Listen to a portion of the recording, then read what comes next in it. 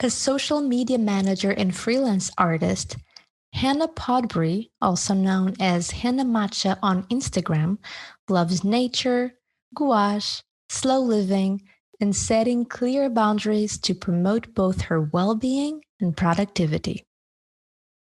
She also started her gouache journey in May 2020, and now, June 2021, she has over 22,000 followers.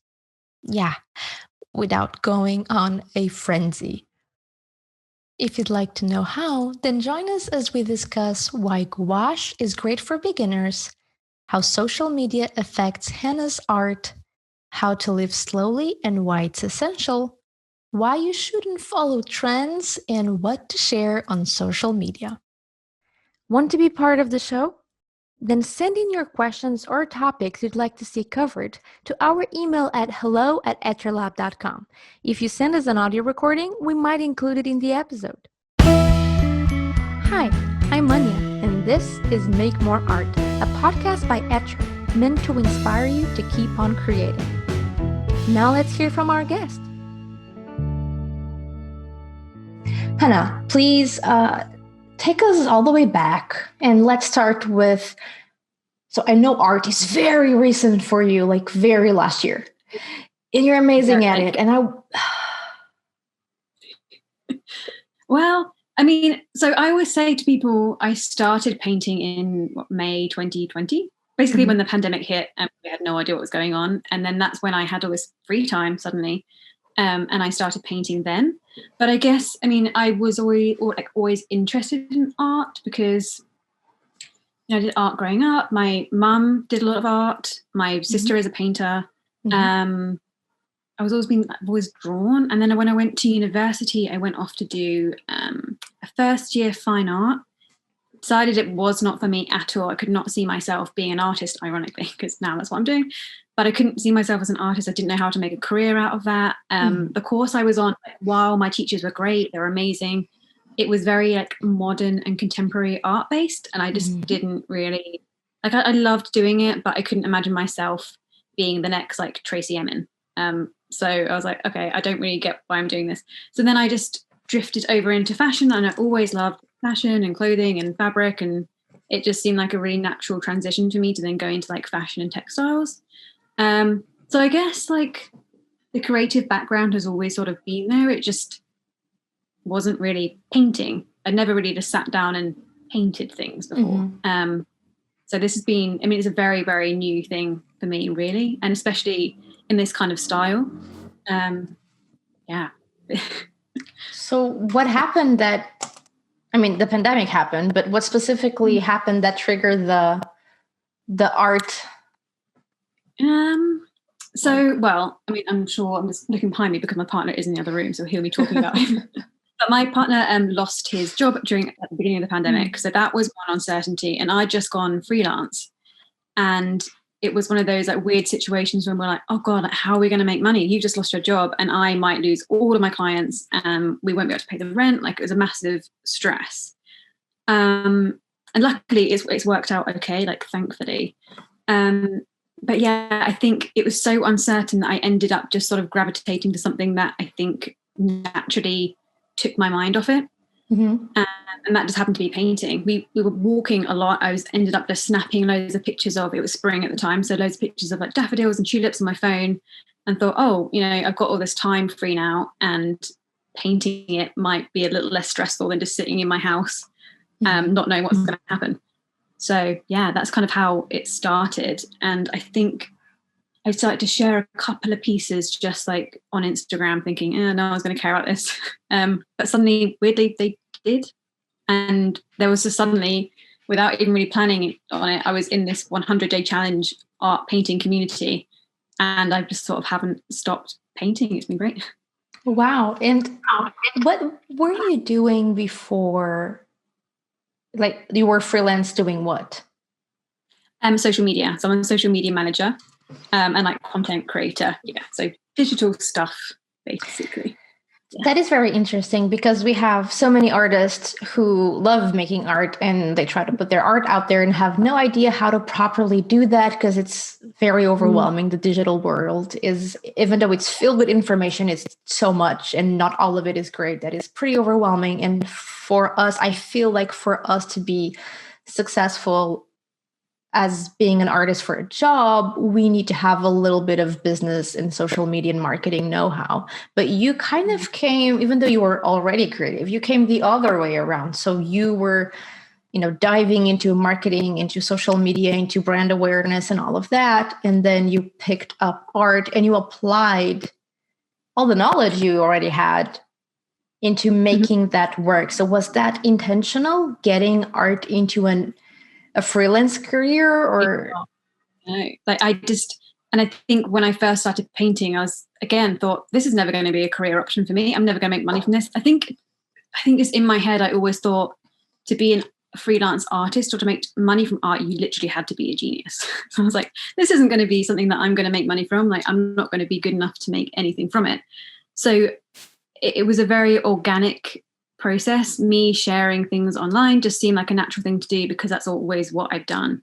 Sounds a bit sad, but I've always had an online presence. I've always done it for clients, I've always done it for work, so it just seemed like a natural thing for me to do. Bit of a weird way round, I think. I wouldn't really suggest maybe doing that if I hadn't really had that background, because I think it's quite an unorganic way of painting. And I think you can often, I've sort of gotten out of this space, luckily, and I don't share everything that I do online anymore, but I think you can end up getting caught up with painting for the sake of sharing it on social media rather than painting to develop your skills or to, painting for yourself, basically. So I think it's very easy to get caught up into having to paint every single day because you've got to have new content. And, social media is this content monster. You've got to be posting constantly or feel like you're going to be posting constantly to grow or sort of gain anything from it. So yeah, sometimes it feels, unless you're there all the time and posting all the time, and then 1 week or 2 months pass and it's consuming your whole life. Did you nearly get caught in that monster wheel thing? I did feel like for a couple of months I was probably painting maybe for the sake of it, not to kind of develop my skills. So there was times when I was like, why have I painted this? This doesn't mean anything to me. Or, I'd found a reference picture somewhere and just painted it because I needed something to post. Whereas it just feels really soulless doing that. And I think now that I've sort of stepped back and gone, okay, no, what do I actually like painting? I've realized that part of the process for me is going outside, finding inspiration in my surroundings and painting that, rather than just sitting online finding, quick, I need to paint some leaves. Let's just Google search some royalty-free leaves and paint that. It just felt a bit, soulless. Indeed, and I'm sure that works for a lot of people because, not everyone has access to beautiful things, and doing that is very useful. But for me, it didn't really sit well. Yeah. And it's not only that. I mean, for you, nature in your surroundings, of course, it's the perfect subject for you to paint because that's part of who you are, which is very clearly defined in your social media presence. Like for me, I'm doing this silly challenge that I threw myself in, which is I have a 1-year-old son, and when he was born, I was taking care of a baby pretty much full time and doing a little bit of work. So I was not painting at all, which really frustrated me. And I wanted to get something out of there. So long story short, I ended up doing a fingerprint paint series of my favorite Pokemon, just because I'm obsessed with Pokemon and I love it so much. It's a big part of my childhood. So I was doing it because it was fun and I could do it with my kid and get his little footprint there and just play with that. And that's how I developed that little series that would help me do something and I could easily put it out. And just the other day, I'm like, okay, so I'm kind of finding a rhythm of I'm doing that, but I was missing doing my plein air stuff. So let's just intercalate that and find a way for that to work. And I don't have to post every other day or something. I just need to make it work with whatever time I have. That's fine. And it took me a while to get there. And just yesterday, I'm like, okay, the next post should be something that is not a fingerprint. What can I make to put online. And I'm like, wait, what am I even saying? No. I don't have a deadline. This is what I do for me. I want to make art. So what do I want to paint? And all of this story to get to the point of, even though you find inspiration in the nature around you, what I've been more inclined to paint, apart from urban scenes that I see around me, are the special moments that I've been sharing with my son.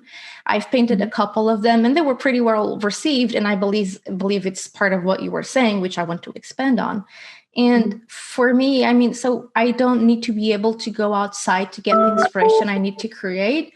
For me, it's the moments that I've experienced that I want to portray, meaning for you listening, for our audience listening, anything that speaks to you is valid, even though if you can't go outside, that does not disqualify, like you can't paint, you can't do anything from the heart anymore, because there's so much. So to pick on where you left off, did you find or did you notice any difference on how your work was received when you painted because you really wanted to paint versus because you had to post? Not really. But one thing I did notice was, I don't know whether this is common with everyone or maybe it was just a phase that I went through.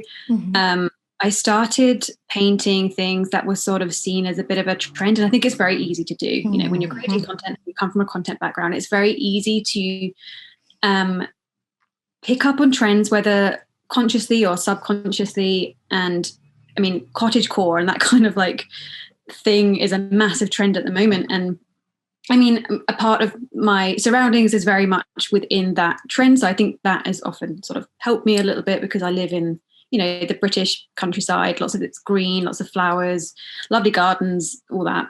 But I did find that I would start painting these things that were trend related and they went down really well, but I didn't like them, which is a strange thing to kind of be caught up in. And I look back on it and go, well, that looks nice, but I don't like it. And when I think about wanting to sell things, I'm like, I wouldn't buy that and I wouldn't put it on my wall. That's not what I want to have on my wall, you know, if I was a consumer. So I think the last 6 months I've sort of tried to look at that and go, okay, am I painting this because it's a trend on social media, or am I painting it because I love it and I think my audience will love it, and I think my potential customer base, like down the line, is going to love it.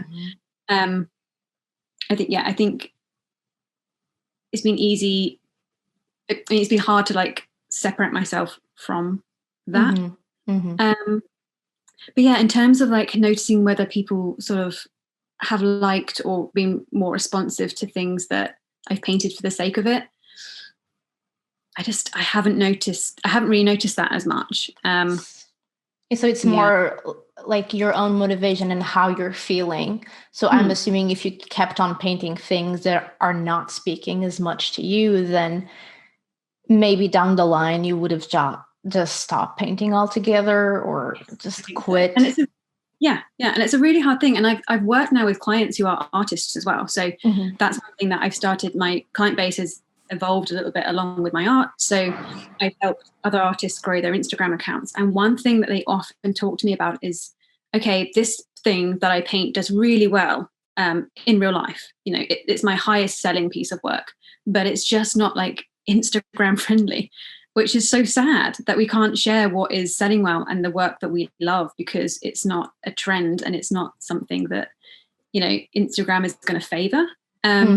And that's really sad that artists feel like they can't share what they love because it's just not going to go down as well. And yeah, I think it's a really hard sort of mental block to get over, just to put it out there and go, okay, no, you know, it's not a popular thing, but who cares? Share it anyway. Eventually you have this amazing body of work and it reflects who you are, not, you know, not what everyone else on social media is currently doing. Exactly. And if you're looking to get hired to do more of whatever it is that you're doing, would you rather do what you love, or would you rather do what is trendy right now and then change it in 3 months and then change it again and have your heart? I mean, if we're already doing art because we love it so much, and it takes courage to make a living out of art, I think, because it's putting so much of your passion out there for others to see, then why just not do exactly what you love? Because if you're going to get your heart broken, might as well do something else. Yeah, and if you're leaping on trends, trends come and go all the time. I feel like if you're leaping on every single trend out there, it's going to be really hard to hone your skills into one specific thing and get really good at one thing. So, I mean, for example, if you love botanicals, but botanicals don't become aren't a trend in another few months, and you end up changing your sort of niche to follow whatever is popular at the time, it kind of, you might find that, I mean, I don't know, I haven't really spoken to anyone about this, but I'm assuming you will never build up those really strong core skills in your favored niche or your favored material or your, yeah. Yeah, that is very well put. So another thing that I noticed while I was going through your Instagram is that you have this, in your bio, you say inspiring others to live slowly. What do you mean by that?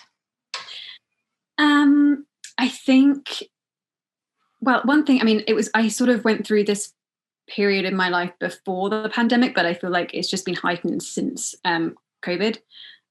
But I was working, obviously in social media, it's a very fast-paced environment. Everything's changing. It's very stressful a lot of the time. I was commuting from my nice little quiet countryside town that I live in now into London every day.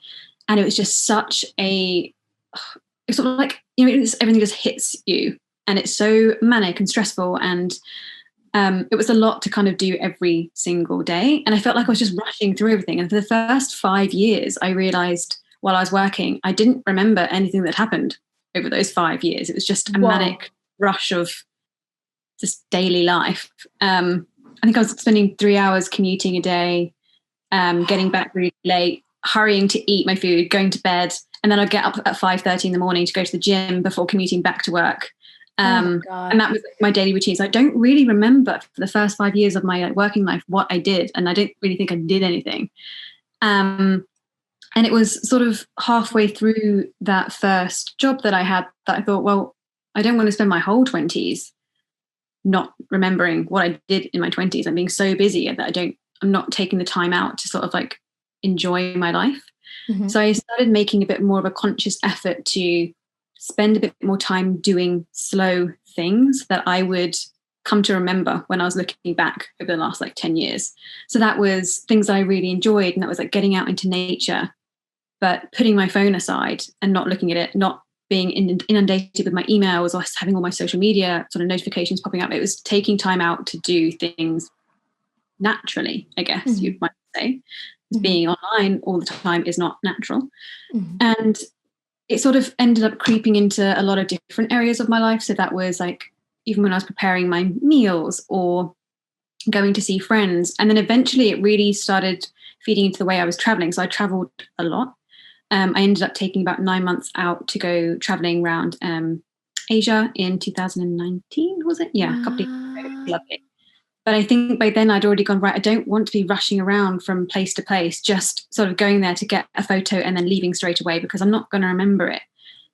So me and my boyfriend purposely tried to sort of do things a little bit slower, stay in places for a longer period of time. Mm-hmm. It might have seemed really boring to some people probably, but for us it worked really well. It was just, an amazing experience. And I think this year especially has just heightened that way of living for me.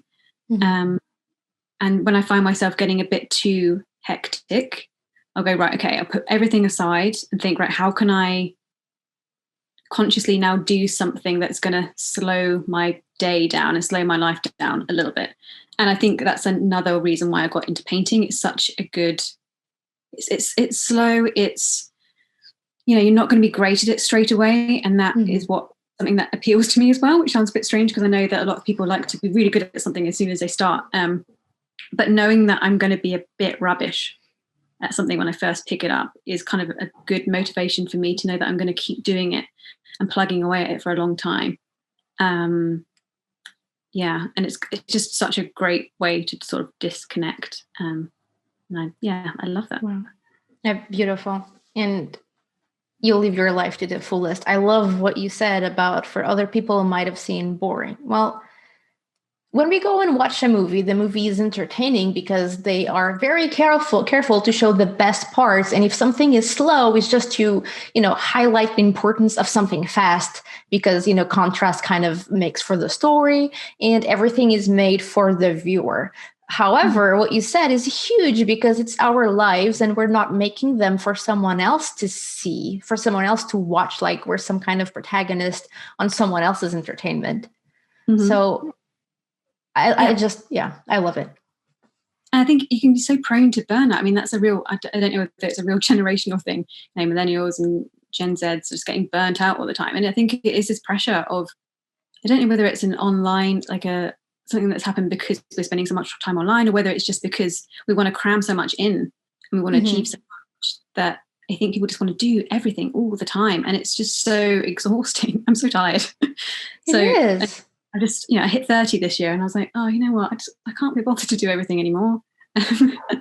So in a way, the pandemic's been a little bit it's been rubbish, obviously, but it's been a bit of a blessing because we don't have to do anything right now.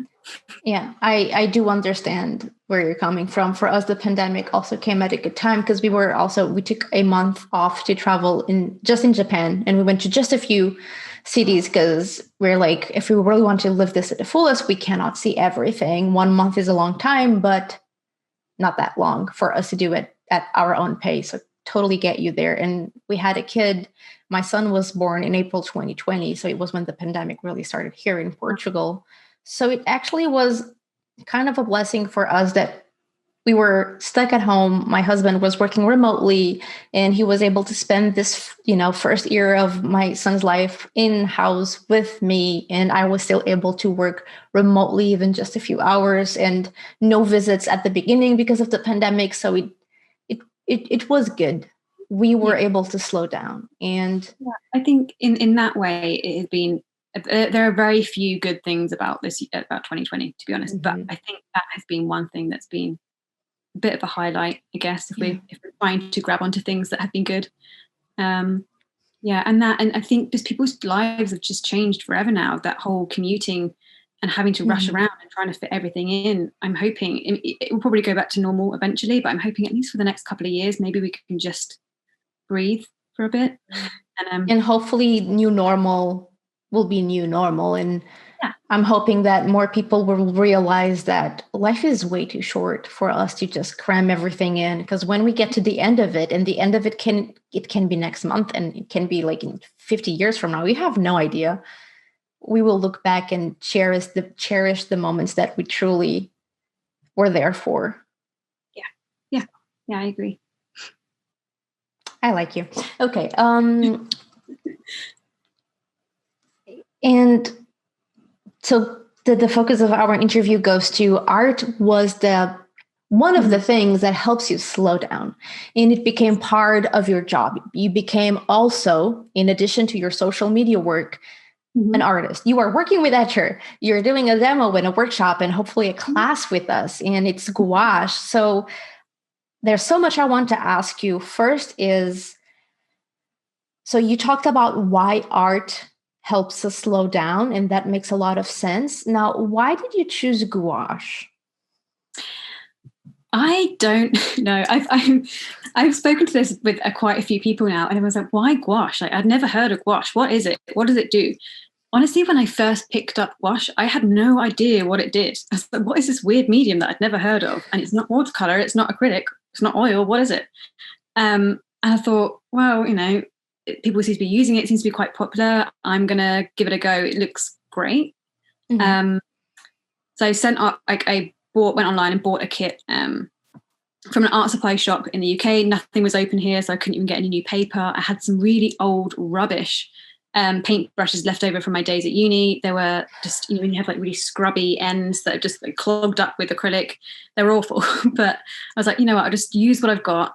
Ordered a tiny little sketchbook because the thought of painting on a big piece of paper was way too overwhelming for someone who hadn't painted for God knows how long.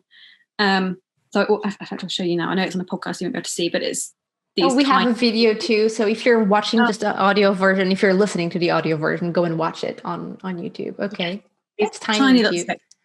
They're very, I mean, they're great if you are scared of blank paper, which I often am. Or if you want to take away that fear of your work having to be perfect all the time, they're great. So I just grabbed some gouache paints from online, bought a sketchbook, and then started sketching some of the local sort of plants that in my park near our house, and then loved it. It took me a little while to get used to it because I some people get really offended when I say this, but I hate watercolor. So totally fine. Not to look at, like to look at watercolors, beautiful. I love watercolor artists and what they do, but to use, I find it so confusing. It's hard. The act of not being able to layer because I make so many mistakes is something that I just couldn't get my head around. So with gouache, knowing that I could blank out a background and paint directly onto it was amazing because I knew, okay, I can make a mess of the background and I can still rectify it. It's fine. And yeah, I just, as soon as I started using it, I just fell in love with it. I preferred it to acrylic. I liked that it started to reactivate once you put another layer on it. It sort of blends really beautifully. And then it looks like when you're painting with it, it looks like it's going to be quite textured, but when it dries, it's just this really flat, matte finish. I love that. It just looks so clean and so neat. And I can be as scrubby as I want with my brushes. And then somehow when it dries, it looks so pristine and smooth. I don't know how to use it. It's magic, I swear. And what would you say is the main difference between gouache and acrylic?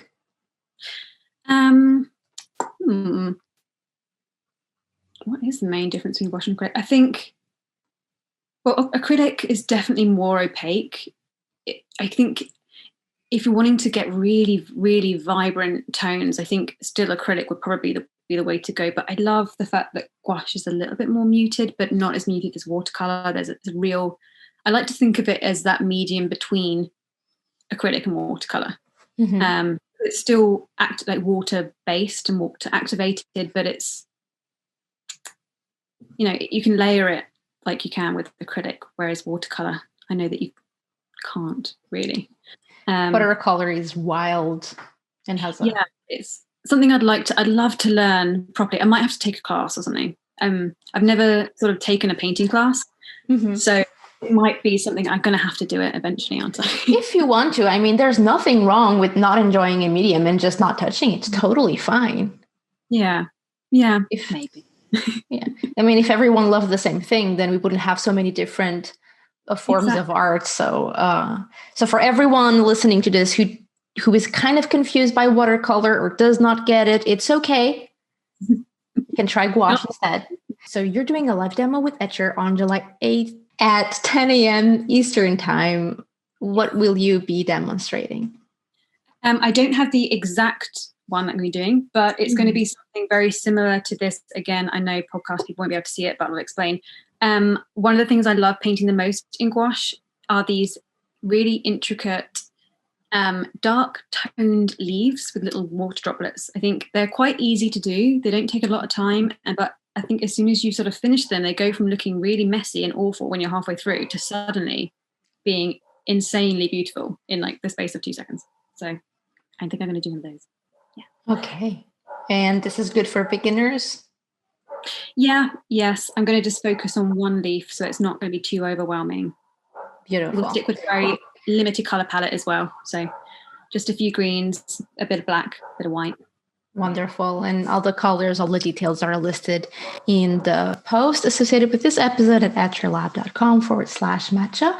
Okay, so I'm amazed that even though you did study art-related subjects and it's something that it's been a part of your life for a while, you picked gouache last year. So we're in 2021 now. This was May 2020. You're really good at it. And I know you have experience, you pause, you're back, but you're really good at it. So any frustration, can you tell us a time that you were trying to get back into painting, you grabbed gouache and something went terribly wrong, or common frustrations so we understand what is hard about the medium and how we can get over that?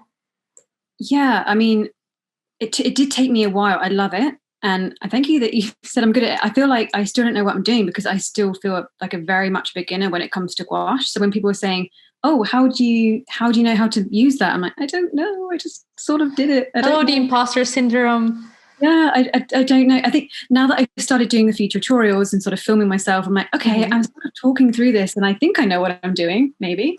I'll get used to that one. But yeah, I think the first thing that really frustrated me with gouache was, I love it now. It's part of what draws me to that medium. But first of all, it was the fact that it was reactivating all the time. And it's a fine line between you having beautiful layered colors and then it being murky and everything bleeding together and it just looking like a sort of olive green mess, which quite often happens to me.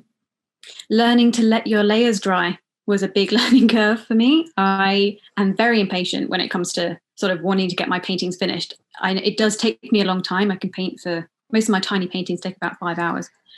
Wow. But I'm still quite impatient to get onto the next layer and work out, or to get through the ugly phase that I call it, which happens in gouache. When you're building up those layers, it looks really ugly until the final product, and until you're getting those really fine details and then it starts looking all right. But I just try and rush that middle stage, which was so important. You need to get through that ugly stage to get to the beautiful stage at the end. And I would often find myself merging those layers together and it would just bleed and it would just end up a smudgy mess. And it was very hard to sort of bring it back from that. There's a few paintings that I've actually shared. I think I've shared on Instagram before, which I hate because they've never came out the ugly stage. But everyone goes through has bad painting. And how did you teach yourself patience for this? It's a good question, actually.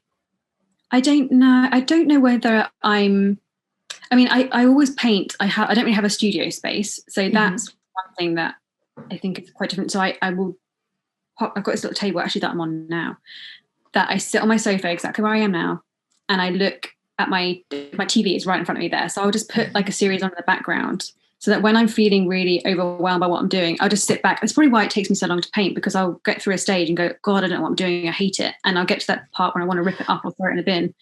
And I go, oh, okay, now I'm just going to watch some TV for a bit. Like, it's just, what's going on over there? And then I've sort of stepped away without really realizing it for maybe 10 minutes. And I come back and go, oh, it's not that bad. It doesn't look that awful.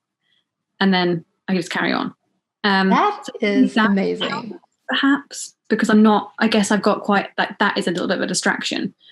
So I'm not just into that work solidly for those 5 hours. There is an ability to step back. And that's one thing that my mum, when I was painting when I was a kid, just messily painting at the table, I'd get so frustrated with what I was doing that I'd want to screw it up in a ball and throw it away. And she'd go, no, like step away from the table, go for a little walk around the house and come back.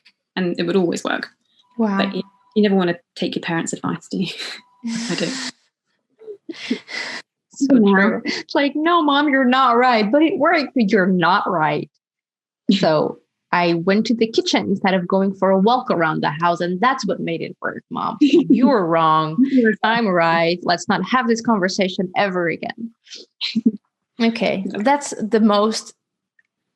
really, I've never thought about distracting myself that way. That's very smart. Great trick. Okay. Good. You were showing your sketchbook a while ago, your A6 sketchbook, very tiny, and you were saying it was great for people who are afraid of the blank page. So how does painting tiny help you face that fear?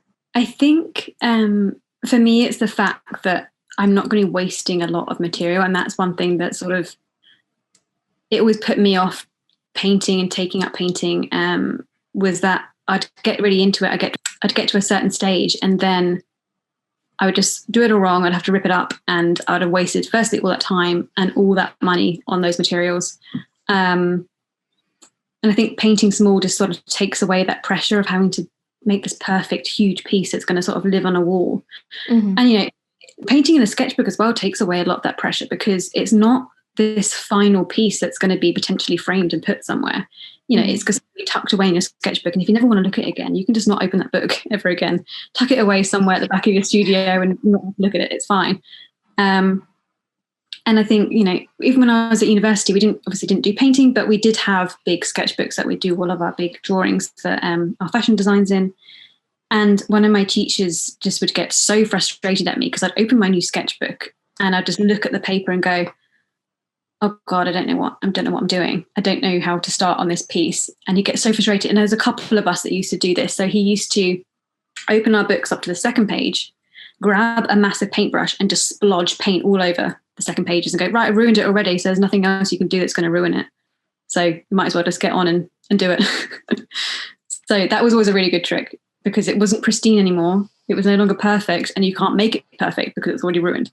So, yeah. Wow. You and your teacher are making me feel like every time I get a new sketchbook, I'll just put a blotch of paint on the first couple of pages and then I'll make something out of it. And then that's if you're trying to do this, guys, if you're listening, if you're trying to do this, if you ever do this, please tag us at your lab and Hannah, and we want to see it. And see if you make anything out that big splodge in the end as well. You might ignore it for a few months and just pretend it's not there, but eventually it might be inspiring. You never know. That's a great tip. And okay, we're wrapping up now. Any last words, advice you'd like to leave us with? Just keep on going, basically. I've had a lot of questions about how do you get really good at doing anything, or how do you get good at painting? And it's just, I guess, keep plodding away is the only advice I can really give, and just enjoy the process. That's one thing as well. Go watch the live demo. And that, yes, and learn with me. And that's a wrap. What about you? Does art help you slow down and enjoy life as well? Share your thoughts with me and Hannah in the comment section of the post associated with this episode at etchrlab.com/matcha. That's etchrlab.com/matcha. Or if you're watching this on YouTube, simply let us know in the comment section below. If you're enjoying the podcast, please help us keep the show alive. You can subscribe and give us a 5-star rating and review on Apple Podcasts at etchrlab.com/go/Apple. Or if you're more of a YouTube viewer, please make sure to subscribe to our channel and ring the bell to get notified about our most recent videos. Sharing is caring, and every little bit helps. Thank you so much, and I'll see you next time. Until then, let's make more art.